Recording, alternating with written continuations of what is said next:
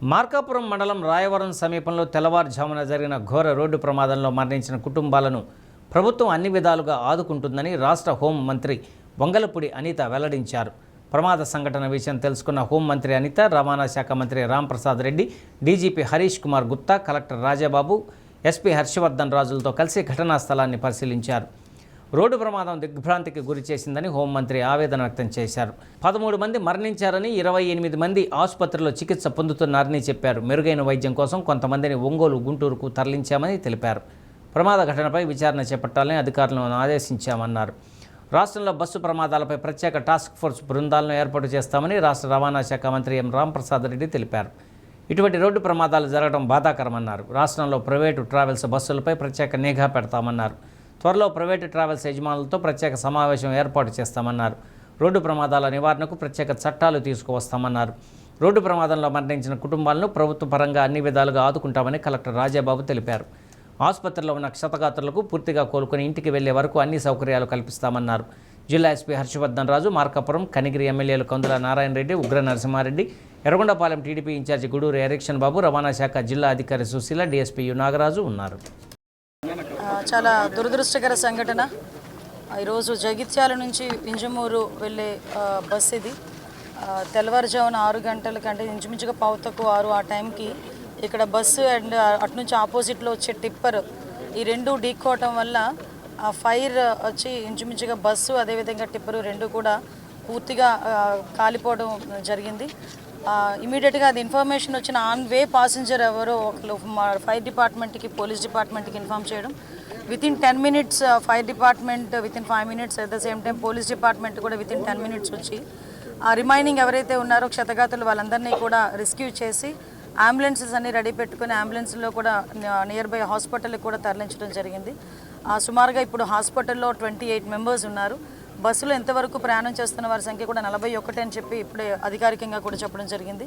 అందులో 13 మంది సజీవ దహనం అవడం నిజంగా చాలా దురదృష్టకరం. వీళ్ళందరూ కూడా బిలాంగ్స్ టు ఏపీకి సంబంధించిన వాళ్ళు, చుట్టుపక్కల సంబంధించిన వాళ్ళే.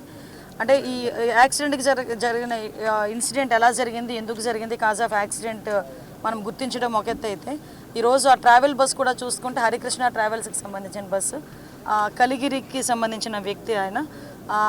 అతను తీసుకుంటున్న ఈ బస్సెస్ కూడా అసలు కండిషన్స్లో ఉన్నాయి, అవన్నీ వెరిఫై చేస్తే ఆల్రెడీ అన్ని లైసెన్స్డ్ ఉన్నాయి.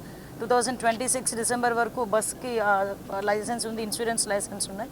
బట్ ఎందుకు జరిగింది, ఎలా జరిగింది అన్న దాని మీద సమగ్రమైన విచారణకి గౌరవ సీఎం గారు కూడా ఆదేశించడం జరిగింది. గౌరవ సీఎం గారి ఆదేశాల మేరకు ఈరోజు క్యాబినెట్ ఉన్నా కూడా ఇమీడియట్గా అక్కడికి వెళ్ళమని చెప్పేసరికి నేను, అదేవిధంగా రాంప్రసాద్ రెడ్డి గారు, డీజీపీ గారు, మేమందరం కూడా ఇక్కడికి రావడం జరిగింది. క్షతగాత్రులందరికీ కూడా మెరుగైన వైద్యం అందిస్తాం. ఇప్పటి వరకు క్షతగాత్రులందరూ కూడా ఎటువంటి ప్రాణాపాయం లేకుండా అందరూ కూడా సేఫ్లోనే ఉన్నారు. చిన్న చిన్న ఫ్రాక్చర్స్ జరిగినాయి. వాళ్ళందరికీ కూడా నియర్ బై గుంటూరు హాస్పిటల్కి కానీ ఎక్కడికైనా షిఫ్ట్ చేయాల్సి వస్తే కనుక ఇమీడియట్గా షిఫ్ట్ చేసి వాళ్ళందరికీ కూడా మంచి వైద్య సదుపాయాలు కలిగేటట్టుగా.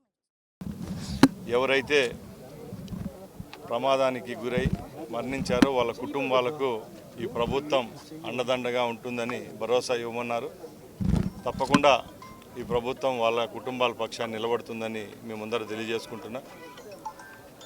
ఘటన జరిగిన 20-30 నిమిషాల్లోనే యంత్రాంగం అంతా ఇక్కడ రావడం జరిగింది. అలాగే మా స్థానిక శాసనసభ్యులు కూడా అప్పటికప్పుడే స్పందించడం, ఎవరైతే ఇప్పుడు చికిత్స పొందుతున్నారో వాళ్ళకి కూడా భరోసా ఇస్తున్నాం. ప్రభుత్వమే వారి ఖర్చును కూడా భరించేదానికి ఆదేశించడం జరిగింది. అలాగే కొద్ది గంటల్లోనే ఈరోజు క్యాబినెట్ ఉంది కాబట్టి ముఖ్యమంత్రి గారు కూడా మరణించిన కుటుంబాలకు అలాగే క్షతగాత్రులకు ప్రభుత్వం తరఫున ఎక్స్గ్రేషియా కూడా ప్రకటించడం జరుగుతుందని మేమందరూ తెలియజేసుకుంటున్నా. రేపు రాబోయే కాలంలో కూడా నియమాలు కఠినంగా ఉంటాయి. ఇలాంటి ప్రమాదాలు పునరావృతం కాకుండా చర్యలు తీసుకోమని ప్రభుత్వం ద్వారా మేము ఆదేశించడం జరిగింది. ఆ గోల్డెన్ అవర్ ఏదైతే ఉందో ఆ గోల్డెన్ అవర్లో స్పందించడం బట్టే మిగతా ప్రాణాలైనా సేవ్ అయినాయి కాబట్టి వాళ్ళకు కూడా మెరుగైన చికిత్స అందిస్తాం. ఈరోజు ఇక్కడ ప్రమాదం ఏ విధంగా జరిగిందో అధికారులు పర్యవేక్షిస్తున్నారు. తప్పకుండా ఈ అధికారుల కారణం ఎవరైతే ఉంటారో వాళ్ళకి తప్పకుండా శిక్షించేదానికి చర్యలు తీసుకుంటాం. ఇది సంఘటన జరిగిన నిమిషాల వ్యవధిలోనే గౌరవ ముఖ్యమంత్రి గారు అలాగే నారా లోకేష్ గారు స్పందించడం, ఇక్కడికి స్పాట్కు ట్రాన్స్పోర్ట్ మినిస్టర్గా నేను, అలాగే హోమ్ మినిస్టర్ గారు కూడా వస్తున్నారు, ఇక్కడ కలెక్టర్ గారు, ఎస్పీ గారు ఉన్నారు, మా స్థానిక శాసనసభ్యులు ఉన్నారు.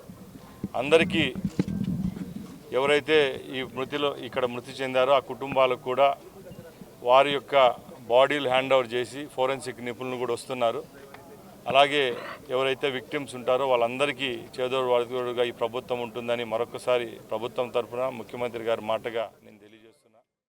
మార్కాపురానికి మార్నింగ్ 5 o'clock ప్రాంతంలో రీచ్ అయినప్పుడు ఈ మార్కాపురం అవుట్స్కట్స్లో టర్న్ తీసుకుంటున్నప్పుడు డ్రైవర్ అతి వేగంతో రావడం, వచ్చి అంటే లెఫ్ట్ లేన్లో వెళ్ళవలసినాడు కొద్దిగా రైట్ లేన్లోకి రావడం వల్ల సో ఎదురుగా వస్తున్నటువంటి మన మెటల్ చిప్స్ ఉన్నటువంటి టిప్పర్ అది సడన్గా దానికి హెడ్ ఆన్ కొలిషన్ అవాయిడ్ చేయడం అని చెప్పి సైడ్కి తిరగడం వల్ల ఈ బస్సు వెళ్ళి డైరెక్ట్గా ఆ టిప్పర్ యొక్క డీజిల్ ట్యాంక్ని టచ్ చేయడం జరిగింది.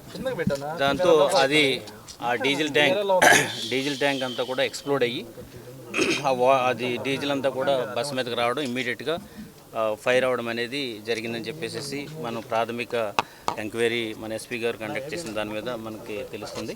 సో ఇమ్మీడియట్గా దాన్ని ఫైర్ క్యాచ్ అయింది. సో ఇది స్లీపర్ బస్ అవ్వడం వల్ల అందరూ తేరుకోవడం లోపల ముందోళ్ళు ఎవరైతే ఉన్నారో వాళ్ళు రావడం జరిగింది. సో ఎక్కువ మంది బ్యాక్ డోర్ ఉంటుంది కాబట్టి అని చెప్పి వాళ్ళు వెనక రావడంతో కొంతమంది బయటికి పడ్డారు, కొంతమంది ఏమో రాలేకపోయారు. సో టోటల్గా మనకి ఈ బస్సులో 41 మంది ప్రయాణం చేస్తున్నారు. అందులో ఈ యాక్సిడెంట్ అయిన తర్వాత ఒక 28 మెంబర్స్ని మనము హాస్పిటల్కి షిఫ్ట్ చేయడం జరిగింది. అందులో ఒక 13 మందికి సివియర్ ఇంజురీస్ అయినాయి. వాళ్ళందరినీ కూడా బెటర్ సర్వీసెస్ నిమిత్తం మనం ఇక్కడికి ఒంగోలు జనరల్ హాస్పిటల్కి ఇమీడియట్గా షిఫ్ట్ చేయడం జరిగింది. మిగతా వాళ్ళందరికీ కూడా మనకి ఇక్కడే మార్కాపురం జీజీహెచ్లో వైద్య సేవలన్నీ కూడా జరుగుతున్నాయి. సో ఏదేమైనప్పటికీ కూడా ఇది ఒక దురదృష్టకరమైన సంఘటన. సో స్పీడ్గా రావడం, తర్వాత ఏంటంటే లెఫ్ట్లో ఉండవలసిన బస్సు రైట్కి రావడం, సో సడన్గా ఇది జరగడం వల్ల ఈ దురదృష్టకరమైన సంఘటన జరిగింది. ప్రభుత్వ పరంగా మేము అన్ని చర్యలు కూడా తీసుకుంటున్నాము, మెరుగైన సేవలన్నీ కూడా అందిస్తున్నాము. వాళ్ళందరినీ కూడా మేము ప్రాపర్గా ట్రీట్మెంట్ చేసి వాళ్ళ ఇంటికి పంపించే వరకు కూడా జిల్లా యంత్రాంగం